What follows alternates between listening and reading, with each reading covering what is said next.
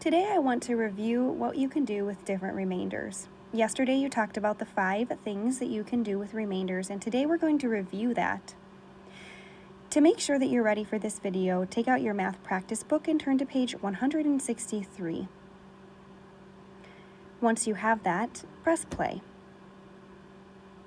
The first thing we talked about when we're going over remainders is a remainder that doesn't matter, or it's not a part of the question. If Thomas has a 9-foot pine board and he needs to make 4-foot shelves for his books, how many shelves can be cut? Thomas is taking a 9-foot board and he's dividing it into 4 feet each. 4 goes into 9 2 times without going over. So 4 times 2 is 8, with a remainder of 1.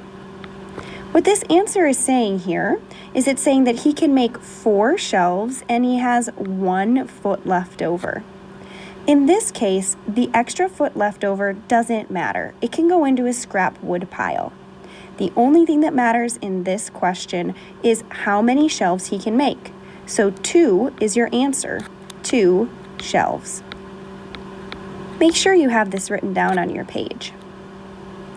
The second type of remainder that we talked about yesterday is the remainder that causes an answer to round up or go up. In this case, we have 9 students who are going on a field trip. Parents offered to drive. If each parent can drive 4 students, how many parents will need to drive?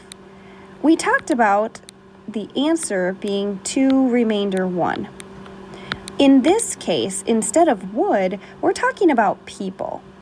We're saying that we have 9 people and 4 students can go in each person's car. Now, we know we're going to need 2 full cars, but what about that remaining student? I can't just leave that student behind. Instead, I'm going to have to ask 1 more parent to come and drive so that everybody can go. Usually when you're talking about people, the remainder causes your answer to round up. So the question says, how many parents need to drive? Well, I need more than 2. I actually need 3 parents to drive to make sure that every student gets to the field trip. In this case, the remainder caused me to round up. The next thing that we can do with a remainder is make it into a fraction. And usually fractions have to do with food because we can actually cut up food. In our case above with people, we can't cut up people. But when we're talking about things like apples, donuts, pizza, and any type of food, it's very easy to split up, and so we can make it into a fraction. This says, one Monday, Kim brought 9 apples to school. She shared them equally with herself and 3 friends. Now, don't be tripped up by this idea of herself and 3 friends. So she also gets 1, meaning that she is splitting that between 4 people, her and her friend. How many apples did each person get? Well, we know that each person gets 2 full apples.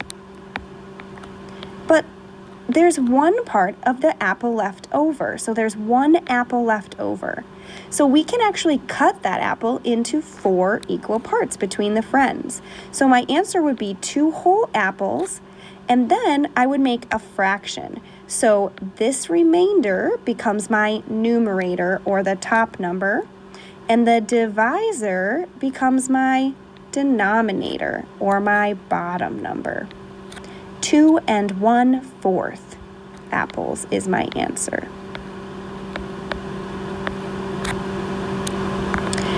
We can also make remainders into decimals, and for our examples today, we are going to be using money. So our question says, Raoul bought 4 toy cars for $9. So instead of just writing 9 like normal, I'm going to add in my decimal and my zeros. Each car cost the same amount. How much did each car cost? So I have 4 cars and I want to know how much each one of them costs. So I'm going to start the same way. 4 goes into 9 2 times. 4 times 2 is 8. Subtracted is 1.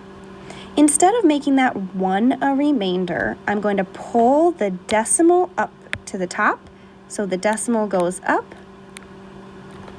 And then I'm going to pull my 0 down into 10, and I'm going to keep dividing. 4 goes into 10 2 times. 4 times 2 is 8. Subtract that out. Bring down the 0. 4 goes into 20 5 times. 4 times 5 is 20 with no remainder.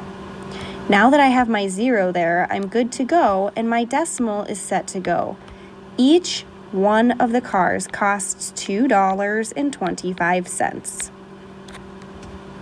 Finally, the last thing that we can do with the remainder is actually the only part that matters. So here's an example. 9 students have signed up to run a relay. If each relay team can have 4 runners, how many students cannot run in a race? I'm doing my same problem, 9 divided by 4, with 2 remainder 1. Now the question here is asking, well, which students can't participate? So I know I have 2 teams. Well, there's 1 student left over who's not participating, and that is my answer, 1 student.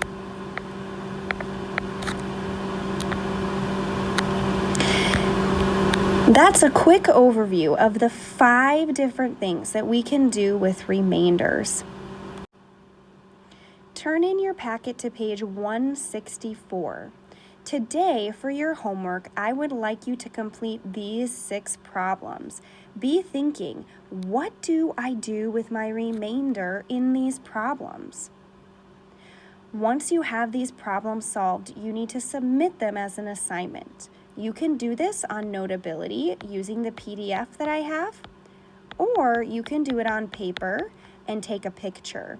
Add that picture to Notability and submit it that way. Whichever way you'd like to submit it, I'm fine with that.